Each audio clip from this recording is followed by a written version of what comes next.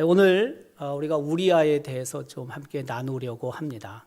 밧세바의 남편이죠, 우리아.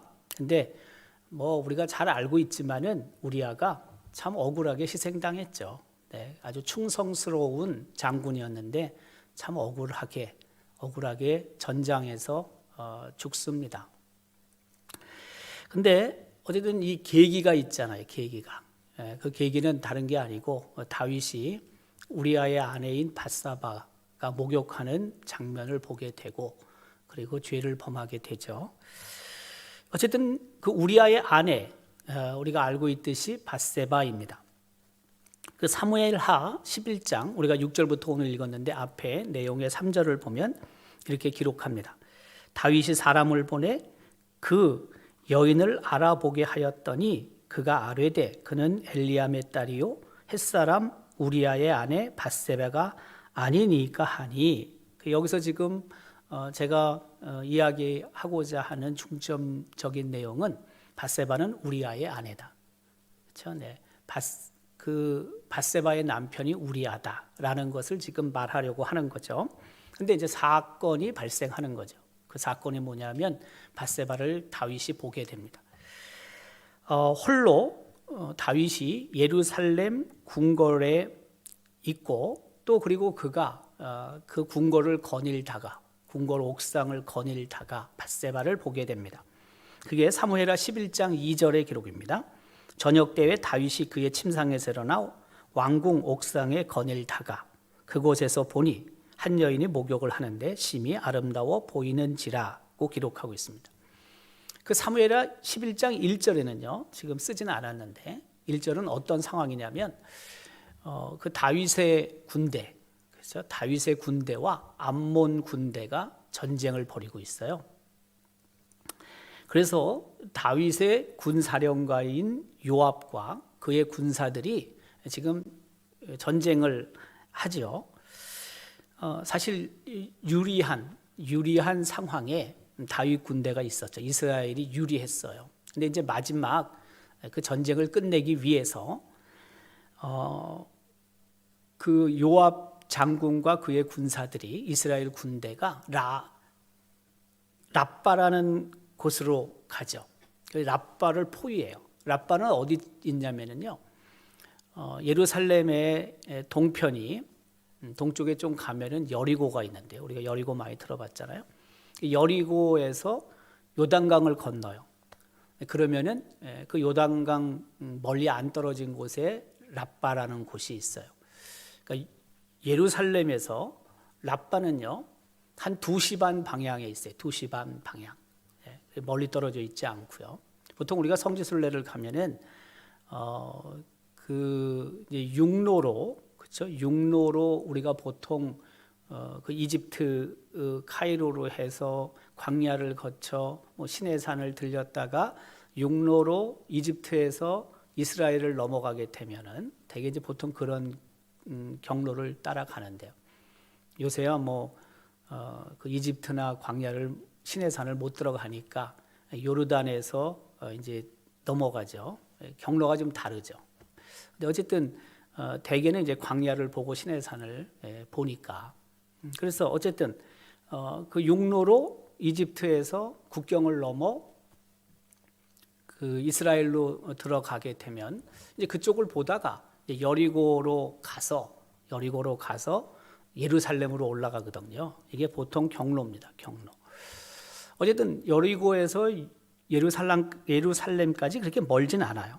근데 중요한 것은 뭐냐면은 지금 전쟁 중에 있는데 다윗은 그 전쟁터에 간 건 아니죠. 예루살렘에 머물렀는데 그 예루살렘에 머물면서 왕궁에 머물면서 그가 이제 죄를 범하게 되는 거죠.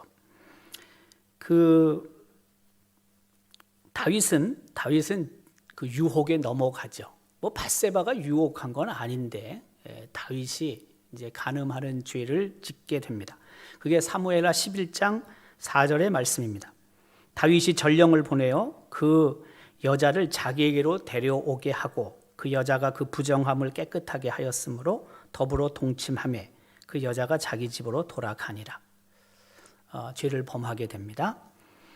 그런데 얼마 후에 이 밧세바가 임신을 하게 되는 거죠. 네, 그게 바로 11장 5절입니다. 우리가 6절부터 읽었는데 바로 앞절이죠. 그 여인이 임신함에 사람을 보내 다윗에게 말하여 이르되 내가 임신하였나이다 하니라. 그렇죠? 네. 얼마 후에 사실 그 밧세바가 그 임신한 사실을 다윗에게 알리지 않았다면, 그렇죠? 알리지 않았다면 우리아가 죽지 않았을 수도 있죠. 왜? 모르니까 다윗 입장에서는. 근데 밧세바가 그 사실을 알리게 됐고 다윗은 그 밧세바의 이야기를 전해 듣고 나서 이제 궁리를 하는 거죠. 이 사건을 어떻게 처리를 해야 하는지를 생각했겠죠.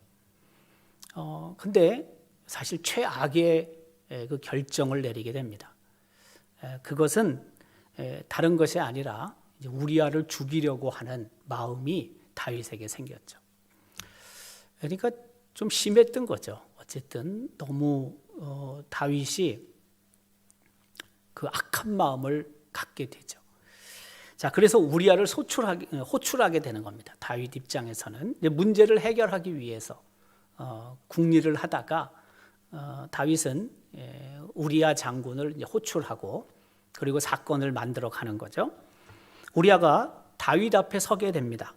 그게 오늘 읽었던 6절 내용이죠. 다윗이 요압에게 기별하여 햇사람 우리아를 내게 보내라 하며 요압이 우리아를 다윗에게로 보내니라고 기록합니다. 요압은 다윗 시대 때 다윗을 도와서 여러 나라들과 전쟁을 통해 그 정복한 군사령관이잖아요. 그 요압을 시키는 거죠. 자기의 그 아주 충실한 부하 요압을 시켜서 우리아를 자신 앞에 오게 하는 거죠. 우리아가 와서 다윗이 질문하게 됩니다. 그게 7절입니다. 우리아가 다윗에게 이르매 다윗이 요압의 안부와 군사의 안부와 싸움이 어떠했는지 묻고 뭐 다짜고짜 이런저런 그 아내에 대한 밧세바에 대한 얘기는 할 수 없잖아요. 어떻게 하겠어요. 그러니까 둘러서 이런저런 이야기를 하는 것입니다. 요압이 지금 어떤지, 그렇죠? 군사들의 상황이 어떤지, 전쟁의 상황이 어떤지를 묻게 되는 거죠. 그리고 나서 다윗이 명령하게 됩니다. 그게 18절입니다. 8절. 그가 또 우리아에게 이르되 내 집으로 내려가서 발을 씻으라 하니 우리아가 왕궁에서 나가매 왕의 음식물이 뒤따라 가니라. 좀 우리아가 이상하게 생각했을 수도 있어요. 좀. 뭐 갑작스럽게 자기를 부르고 말이야. 이게 뭐 평소에 있던 일이 아니잖아요. 다른 보고 체계를 통해서 왕이 충분히 지금 전쟁 상황을 아마 보고 받을 수 있었을 텐데 왜 우리아 자기를 불렀는지 제가 생각할 때는 조금 낌새가 이상하다 생각을 했을 것 같아요. 뭐 그렇다고 그래가지고 자기의 아내 밧세바와 다윗이 그런 부정한 일을 했다라고 생각하는 것은 너무 그 상상을 그렇게 하기가 어려운 거죠. 사실은 어떻게 하겠어요, 그걸. 어쨌든 다윗은 이런저런 이야기를 하고 그리고 우리아에게 집에 가서 편히 쉬라고 말을 하게 되는 거죠. 그 내 집으로 내려가서 발을 씻으라. 내 집으로 내려가서 발을 씻으라는 것은 다른 의미가 아니라 쉬라는 뜻입니다. 편히 쉬라는 뜻입니다. 그리고 왕의 음식물을 줬는데 그것은 선물을 줬다라는 의미이기도 하죠. 자, 그러나 우리는 그 다음 다윗의 명령이 있었지만 우리아가 얼마나 충성스러운 존재인지를 알 수가 있습니다. 특별히 사무엘하 23장 8절 이하에 다윗을 도운 그 장군들이 기록돼요. 37명이 기록되는데요. 그 중에 한 사람의 이름으로 37명 중에 우리아가 등장하거든요. 다윗에게 여러 장군들이 있고 용사들이 있는데 그 중에 한 사람이 우리아라는 사실이에요. 우리아. 특별히 그 사무엘하 23장 8절은 이렇게 시작하죠. 다윗의 용사들의 이름은 이러하니라 하면서 9절, 10절 쭉 그 용사들의 이름이 언급되고 있거든요. 그러다가 마지막 39절에 이렇게 기록합니다. 햇사람 우리아라 이상 총수가 37명이었더라. 네. 뭐 37명 안에 드는 게 뭐 큰일이냐라고 혹 생각할지 모르지만 그래도 성경에 다윗을 도와서 여러 나라들을 정복한 용사, 장군들 중에 한 명으로 낄 수 있었다는 것은 그렇게 쉬운 건 아닐 겁니다. 그러니까 우리아가 어쨌든 그 충성스러운 부분뿐만이 아니라 전장에서도 전쟁터에서도 아마 공을 세웠다고 볼 수 있는 거죠. 그러니까 그 밧세바의 남편으로서 우리아 때문에 그 이름이 기록되는 것이 아니고 그가 그 기록될 만한 충분한 그런 전과들을 갖고 있었기 때문에 그렇죠? 전쟁에서 좋은 결과를 이루었기 때문에 아마 그 이름이 기록됐을 거라고 우리는 추측할 수 있겠죠. 자, 어쨌든 집으로 가라는 게 다윗의 명령이죠. 근데 우리아는 집으로 가지 않습니다. 그게 바로 9절인데요. 사무엘하 11장 9절에 기록하죠. 그러나 우리아는 집으로 내려가지 아니하고 왕궁문에서 그의 주의 모든 부하들과 더불어 잔지라라고 기록하죠. 왕궁문에서 왕궁문 앞에 그죠? 그러니까 이게 뭐냐면 경비병들 있죠. 다윗 왕을 경호하는 경비병들이라고 보면 되죠. 근데 그들이 머무는 곳에서 우리아가 잠을 잔 거죠. 사실 오래간만에 왔을 텐데 집에 가고 싶은 생각이 왜 없겠어요? 하지만 그는 가지 않습니다. 가지 않는 이유가 뭐냐면요. 그 동료들이 군사들이 말이에요. 이스라엘 군사들이 지금 전쟁터에 있는데 자기가 어떻게 집에 가서 다리 쭉 뻗고 자겠냐 이거예요. 여러분 이런 장군 이런 군사들이 그렇게 쉽겠습니까? 그렇지 않죠.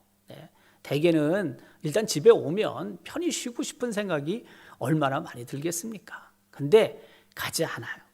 집에서 자지 않은 이유가 있는 거죠. 그게 뭐냐면 사무엘하 11장 11절에 이렇게 기록하고 있죠. 우리아가 다윗에게 아뢰되 언약궤와 이스라엘과 유다가 야영 중에 있고 그렇죠? 그 바깥에서 자는 거예요. 바깥에서 군사들이.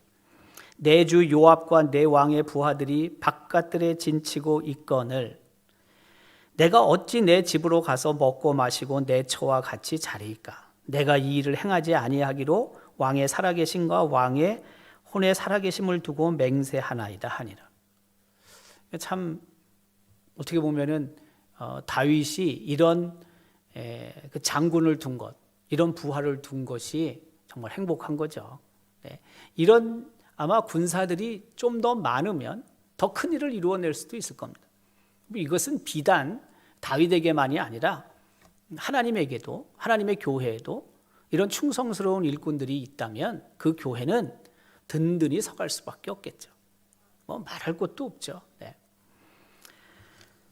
특별히 우리아는 이 충성, 이 말을 통해서 충성심을 보이죠. 다윗이 그것을 인정합니다. 다윗이 우리아의 충성을 철저하게 인식을 합니다. 아, 정말 이 우리아가 대단한 놈이구나 이렇게 생각을 했을 것 같아요.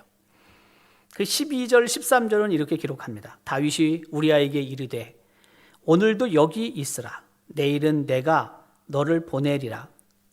오늘까지는 여기 있고 내일은 너를 다시 전쟁터로 보내겠다 그 뜻이죠. 우리아가 그 날에 예루살렘에 머무니라. 이튿날 다윗이 그를 불러서 그로 그 앞에서 먹고 마시고 취하게 하니 저녁 때에 그가 나가서 그의 주의 부하들과 더불어 침상에 눕고 그의 집으로 내려가지 아니하니라. 끝까지 이 우리아는 집에 안 갑니다. 충성심 대단한 거죠. 다윗도 그것을 수용합니다. 그냥 쇼가 아니고 다윗에게 뭐 보여주기 위함이 아니라 정말 우리아의 진심을 다윗이 알죠. 이제 그럼에도 불구하고 우리아가 이렇게 충성스러운 그 용사였다면은 다윗의 마음이 좀 바뀔 것 같기도 한데요. 이런 충성스러운 그런 군사를 얻는 것이 쉽겠습니까? 여러분, 어려운 일이죠. 그런데 자기가 세운 계획 그냥 직진하는 거죠. 다시 말하면 죽이는 겁니다. 우리아를. 자신의 죄를 감추기 위해서 살인을 하는 거죠. 어떻게 보면 좀 안타깝긴 한데요. 다윗이 이와 같은 범죄를 저지르죠. 근데 뒤에 이제 보면은요, 그 다윗이 하나님 앞에 정말 충성스러운 종이었다는 사실을 성경은 인정을 하죠. 그래서 우리아의 그 지은 죄 말고 다윗이 하나님 앞에 크게 지은 죄가 없다라고 성경은 말해요. 봐가지고는 또 있을 것 같기도 한데요. 네, 그렇죠. 네, 인구조사 같은 것들도 사실은 하나님의 뜻이 아니잖아요. 그게 큰 죄가 없기도 한데 성경은 그렇게 말하지 않습니다. 이 햇사람 우리아를 죽인 거 말고는 다윗이 하나님 앞에 그 충성스러운 신실한 종이었다는 사실을 그렇게 기록하거든요. 자, 어쨌든 다윗이 좀 여기서 그쳤으면은 보다 하나님 앞에 더 신실한, 그죠? 하나님의 사람으로 아마 설 수 있었을 것 같은데 그렇게 하지 못한 거죠. 자, 다윗의 음모가 이제 드러나기 시작합니다. 14절과 15절은요 이렇게 기록하죠.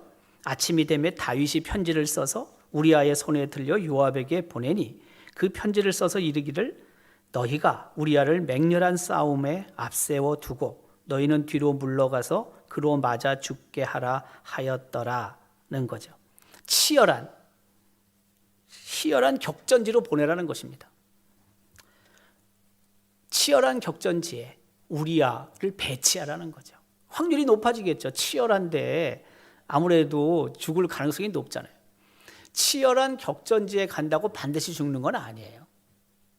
살아나는 사람도 있어요, 물론. 근데 확률적으로 봤을 때 죽을 가능성이 높죠. 아마 우리아가 이때 죽지 않았으면요 또 다른 방법을 취했을 거예요. 다윗은 한번 뭐 죽이기로 마음 먹었는데 뭐 우리아가 살아 있으면은 자신이 곤란하니까 어쨌든 죽여야 되니까 다른 방법을 또 취했을 거예요 아마. 네. 자, 그때 그 다윗의 아주 신실한 충성스러운 장군 요압이 이제 이 뜻을 수용을 하는 거죠. 근데 요압이 반대하면 안 돼요, 이것도. 그렇지 않습니까? 근데 요압이 다윗의 그 명령을 따르는 거죠. 사실 공범자가 되는 것입니다. 공범자가. 그 죄라는 것도요, 혼자 짓는 죄도 있지만 여러 경우에 공범으로 죄를 짓는 경우도 많습니다. 어쩔 수 없이 끌려 들어가는 경우도 많습니다. 죄를 질 때. 네. 사실 이것도 조심해야 되죠. 근데 그 공범이 되지 않으려면 용기가 또 필요하거든요. 잘못하면 그 관계가 거기 같이 거기 함께 끌려 들어가지 않으면 이게 관계가 끊어질 것 같다는 생각이 들 때도 있거든요. 이게 상당히 이게 조심스러운 겁니다. 근데 하나님과의 관계가 죄로 인해서 끊어지는 것보다는 사람과의 관계가 단절되는 게 사실은 훨씬 나은 거죠. 근데 우리는 공범의 역할을 하면서 하나님 관계는 어쨌든 좀 끊어지더라도 이쪽 관계를 살리려고 하는 경우가 참 많죠. 우리가 살다 보면 그래요. 살다 보면. 네. 어렸을 때 그 주일 뭐 예배를 빠진 적은 저는 거의 없습니다만은 가끔 이제 꼬심을 당하죠. 꼬심을. 네. 그래서 예배를 가긴 하는데 그 뭐 없잖아요. 돈이. 엄마한테 이제 헌금을 받아가지고 가는데 때로는 띄어먹진 못하고 한 반만 하고 반은 이제 뭐 만화 가게 가서 만화 보고 뭐 이렇게 했던 경우들이 있거든요. 네. 근데 나 혼자는 잘 못하거든요. 용기가 안 나서. 근데 옆에 있는 놈이 그렇게 하자고, 지도 반만 쓰고 나도 반만 하고, 이제 그러면 어제 헌금은 받은 했으니까 영 안 한 건 아니니까 제가. 네. 그래도 이제 그 위로가 되는 거죠. 한마디로 얘기하면 말도 안 되는 위로지만. 그러면 이제 그렇게 하고 나와서 이제 만화 가게 가서 어쨌든 뭐 그 얼마 되지도 않지만 그래도 없으면 아예 만화 가게를 못 들어가니까. 네. 그래서 그렇게 한 경우가 조금 있는데요. 네. 많지는 않고 네. 좀 있긴 한데 이제 공범이죠. 공범. 예. 나 혼자 하려면 못해요. 그거 어렵습니다. 그런 용기 내는 게 참 어렵습니다. 그건 용기도 아닌데 사실. 네. 근데 누가 이제 그렇게 자꾸 얘기를 하니까 휩쓸려서 가게 되는 거 아닙니까? 자, 요압이 어쨌든 공범이 되는 겁니다. 공범이 그 16절이 이렇게 기록하죠. 요압이 그 성을 살펴 용사들이 있는 것을 아는 그곳에 우리아를 두니라는 것입니다. 그렇죠? 가장 격전지, 가장 죽을 가능성이 높은 곳에 우리아를 두는 것입니다. 그래야지 왕의 마음에 흡족한 결과를 얻을 수 있으니까요. 우리아가 결국에 전사합니다. 죽으라 하고 내보낸 거니까 어떻게 보면. 사무엘하 11장 17절은 기록합니다. 그 성 사람들이 나와서 요압과 더불어 싸울 때 다윗의 부하 중 몇 사람이 엎드려지고 햇사람 우리아도 죽으니라. 엎드려진다는 게 뭡니까? 죽었다는 뜻입니다. 죽었다는 뜻입니다. 근데 이 내용도 그래요. 그 16절 그리고 이제 17절 그 내용이 이런 겁니다. 그 적군의 성을 포위했다고 그랬어요. 공격합니다. 그리고 그 적의 가장 강력한 반격이 예상되는 곳에 우리아를 보냈다는 거죠. 가장 그 아주 그 센 놈들이 이제 올 것을 보통 그런 위치라든지 이런 거를 알 수 있는데 그곳에 우리아를 보내게 되는 거죠. 결국에 억울한 죽임을 당하게 되는 거죠. 우리아가. 그리고 나서 요압이 다윗에게 보고합니다. 잘 처리했다는 거죠. 이게 뭐 적군을 죽인 것도 아니고 말이에요. 아주 훌륭한 용사 장군을 죽여놓고 참 쾌재를 부른다. 이게 참 말이 안 되는 일이긴 한데 실제 이런 일이 벌어진 거죠. 그게 바로 사무엘하 11장 22절, 23절, 24절의 내용이죠. 전령이 가서 다윗에게 이르러 요압이 그를 보낸 모든 일을 다윗에게 아뢰어 이르되 그 사람들이 우리보다 우세하여 우리를 향하여 들러 나오므로 우리가 그들을 쳐서 성문 어귀까지 미쳤더니 활 쏘는 자들이 성 위에서 왕의 부하들을 향하여 쏘매 왕의 부하 중 몇 사람이 죽고 왕의 종 햇사람 우리아도 죽었나이다. 그러니까 이스라엘 군대가 쫓아가가지고 이제 성 앞까지 간 거죠. 네. 거의 뭐 사실은 유리한 전황이라고 볼 수 있는데 그때 이제 그 성 앞까지 햇사람 우리아도 간 거죠. 근데 활을 적군이 쏘았고 그 활에 맞아 우리아가 죽게 됩니다. 어쨌든 다윗의 생각대로 된 거죠. 다윗의 계획대로 된 거죠. 남편의 죽음 소식을 들은 밧세바는 슬픔에 잠기게 되죠. 그게 바로 그 27절이죠. 그 장례를 밧세에서 26절인데요. 우리아의 아내는 그 남편 우리아가 죽었음을 듣고 그의 남편을 위하여 소리내어 우니라. 모르겠습니다. 밧세바가 애를 갖게 됐고 그리고 다윗 왕의 그 부인이 될 것을 생각했는지는 잘 모르겠습니다. 뭐 아무래도 왕자를 잉태했으니까 그 왕의 부인이 되는 것이 뭐 당연했는지도 모르긴 하지만 여하튼 우리아가 죽기 전까지는 그게 안 되는 거 아니에요? 밧세바의 슬픔이 있었고, 그리고 결국에는 밧세바가 다윗의 아내가 되죠. 부인이 됩니다. 이 27절입니다. 그 장례를 마침에 다윗이 사람을 보내서 그를 왕궁으로 데려오니 그가 그의 아내가 되어 그에게 아들을 낳으니라. 다윗이 행한 그 일이 여호와 보시기에 악하였더라. 네. 이 악하였다라는 것은요, 하나님 보시기에 기쁘지 못했다라는 뜻입니다. 그런데 기쁨보다는 악하다는 그 번역이 훨씬 잘 된 것 같아요. 제가 봤을 때. 예. 근데 이 아들이 죽습니다. 이 아이가 병에 걸려 죽습니다.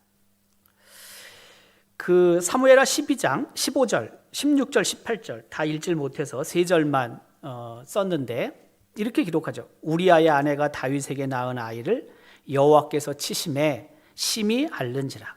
다윗이 그 아이를 위하여 하나님께 간구하되 다윗이 금식하고 안에 들어가서 밤새도록 땅에 엎드렸으니 이래 만에 그 아이가 죽으니라. 네. 아이는 낳습니다. 그러니까 시간이 좀 흘렀다는 거죠. 네. 근데 하나님께서 치셨습니다. 아이가 병에 걸렸습니다. 다윗은 금식하며 매달렸습니다. 하나님께. 근데 하나님께서 그 아이를 데리고 가셨습니다. 아이가 죽기 전에는 금식했던 다윗, 사람들이 수군수군 거리는 것을 다윗이 듣게 되죠. 그 아이가 죽었다는 것을 그냥 느끼게 되죠. 확인합니다. 다윗이. 그리고 나서 아이의 죽음을 확인한 다윗은 목욕을 하고 머리를 감고 그리고 옷을 입고 성막에 가서, 아직 성전이 없잖아요. 솔로몬 시대 때 성전을 건축했으니까 성막에 가서 하나님을 경배하고 돌아와서 음식을 먹었다라고 성경은 기록하고 있죠. 그러니까 다윗은 그 자신이 그 무엇을 해야 하고 또 무엇을 중단해야 하는지를 나름대로 정확하게 알고 있는 사람입니다.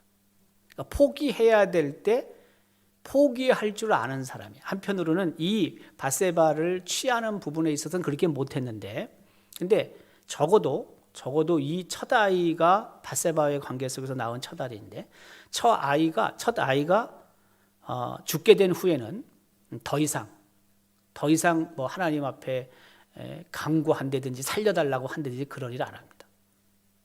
사실은 우리가 하나님 앞에 기도하고 또 하나님 앞에 간구하며 나가는데 때때로는 이런 부분도 필요할 수 있습니다.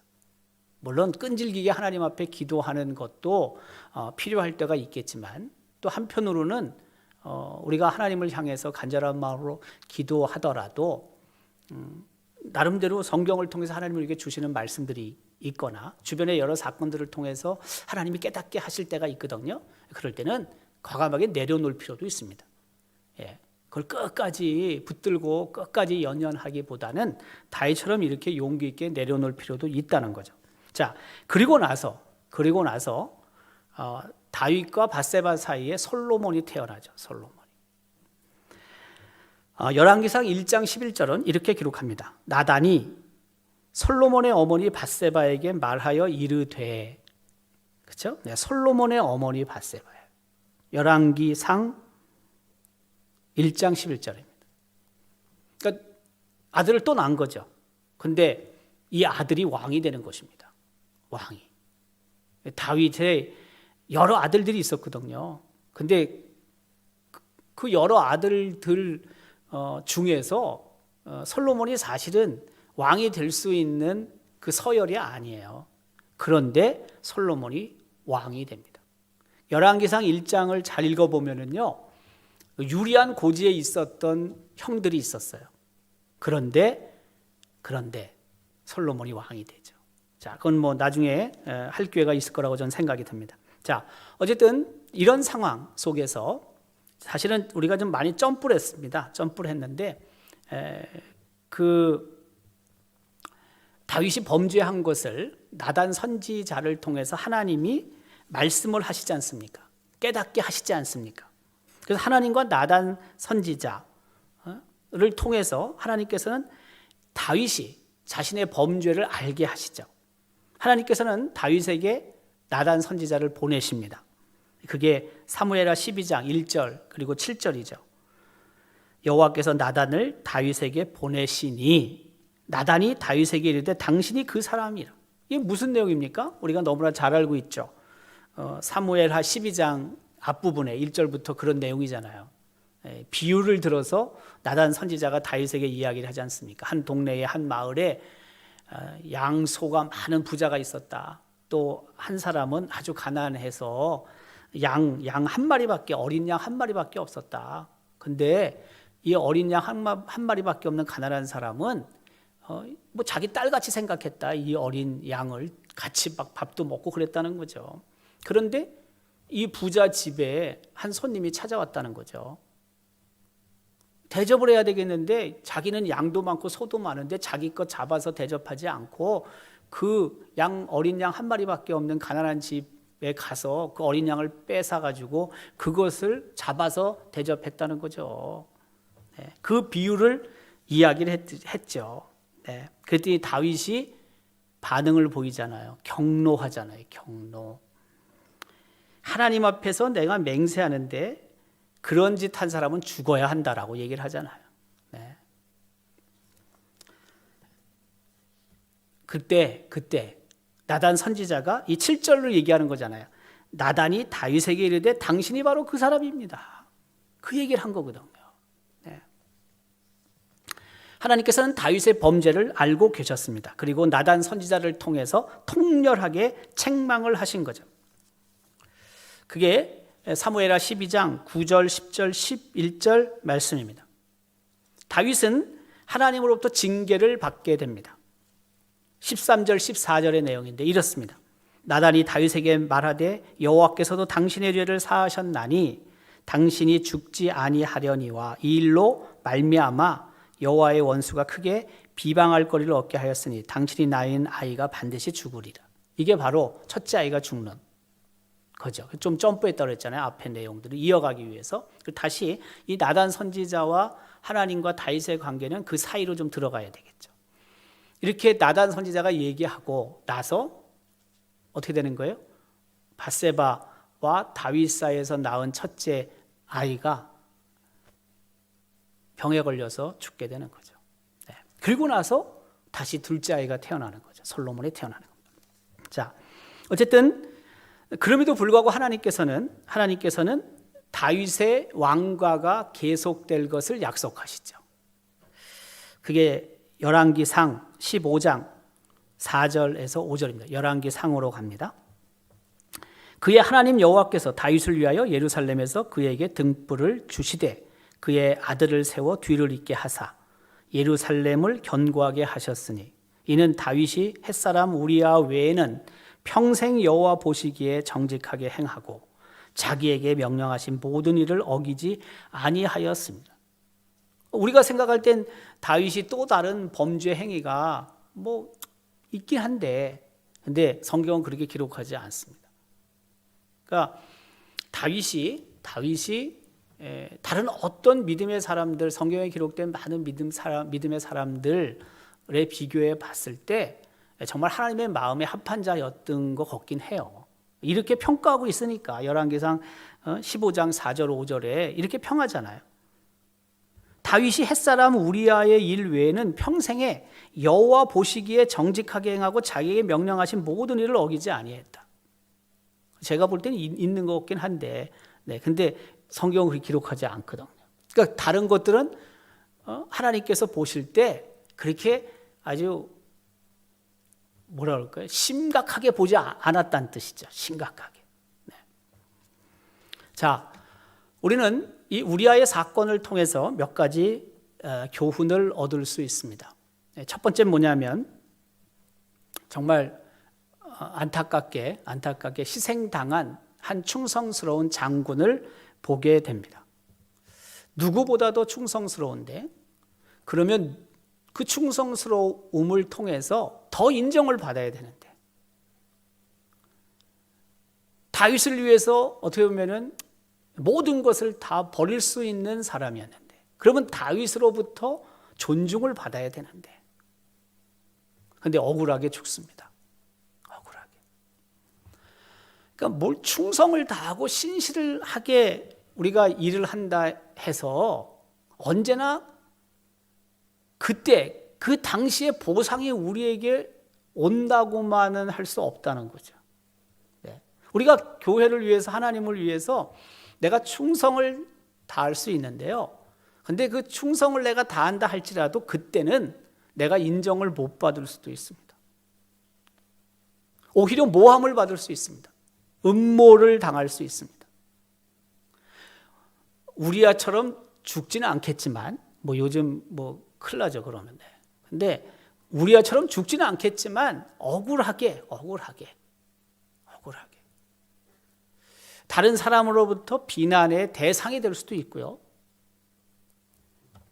그리고 그 자리에서 사실은 내가 충성을 다했기 때문에, 내가 최선을 다했기 때문에 그 자리보다 좀 더 인정받는 자리로 가야 되는데 더 추락할 수도 있습니다.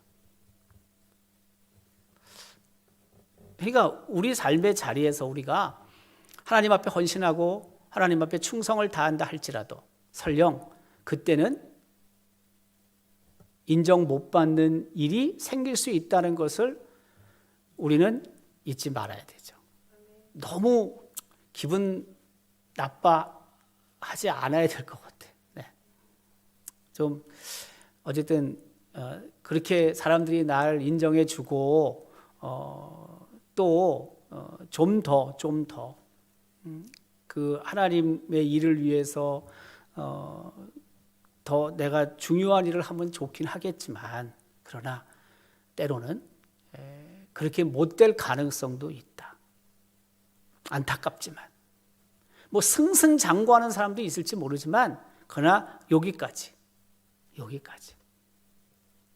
거기서 그 역할이 중단될 수도 있다는 것입니다. 역할이 안타깝지만 그것은 수용을 할 수밖에 없는 거예요. 네. 자, 그런데 그때는 중단이 되고 그때는 안타깝게 더 이상 인정을 못 받지만, 그러나 하나님께서는 그것을 잊지 아니하신다는 겁니다. 그게 어디에 기록되냐면요, 마태복음에 기록이 돼요. 우리아라는 이름이 마태복음 1장 예수 그리스도의 족보의 계보에 기록이 되거든요. 여러분, 예수 그리스도의 족보의 이름이 기록된다는 것은 이건 상상도 못할 은혜죠. 영광스러운 일이죠. 네. 자, 마태복음 1장 1절은 우리가 너무나 잘 알는 것처럼 이렇게 기록합니다. 아브라함과 다윗의 자손 예수 그리스도의 계보라. 족보죠, 족보. 네. 마태복음 1장 6절은 기록합니다. 이새는 다윗 왕을 낳으니라. 다윗은 우리아의 아내에게서 솔로몬을 낳고. 그렇죠? 네. 근데 여기에 우리아의 아내라고 하지 않고 밧세바에게서 솔로몬을 낳고 라고 할 수도 있죠. 그렇지 않습니까, 여러분? 근데 우리아의 아내라고 기록하고 있다는 사실입니다. 신약이 처음 시작되는 게 마태복음인데, 그 마태복음의 1장에 우리아라는 이름이 나옵니다. 우리아라는 이름이. 이것은 사람들에게는 배신을 당했지만, 다윗에게 모함을 당해서 죽었지만, 사람들은 잊고 있는지 모르지만, 그러나 하나님은 기억하고 계신다는 거죠. 기억하고 계신다는 거죠. 사실 뭐 사람들에게 기억이 되는 것, 오랫동안 기억되는 것도 뭐 우리가 소망하는 일일 수 있습니다만은, 그러나 사람들에게 기억이 되고 만약 하나님께 기억이 되지 않는다면 그것은 너무너무 안타까운 일인 거죠. 네. 사람에게 기억되기보다는 하나님께 기억되는 것이 훨씬 우리에게는 바람직한 거죠. 마태복음의 저자인 마가가 예수님의 족보를 기록하면서, 그렇죠? 우리아의 아내, 우리아라는 이름을 썼다는 것에 우리는 주목해야 합니다. 우리아의 아내. 오늘의 우리의 삶의 자리에서 헌신하고 봉사할 때 나는 정말 열심을 다냈는데 사람들이 알아주지 않고 때로는 오히려 이런 말 저런 말 들을 때도 있을 수 있습니다. 네. 기분은 안 좋죠. 왜 내 진정성을 몰라주는지, 왜 내 헌신을 몰라주는지 불쾌하죠. 네. 그래도 그 충성, 그 헌신 하나님은 기억하신다는 겁니다. 사실 그것이 우리에게 더 큰 헌신으로, 더 큰 충성으로 나아가게 하는 것이죠. 우리는 그것을 언제나 기억하고 있어야 됩니다. 우리가 하고 있는 모든 일들, 우리가 충성을 다하고 우리가 열심을 다하고 우리가 최선을 다하는 것을 하나님은 보고 계신다는 것을 잊지 말고 그 하나님 안에서 하나님이 원하시는 맡겨진 일을 우리아처럼 충성을 다하는 우리 온 성도들이 될 수 있기를 주님의 이름으로 기원합니다.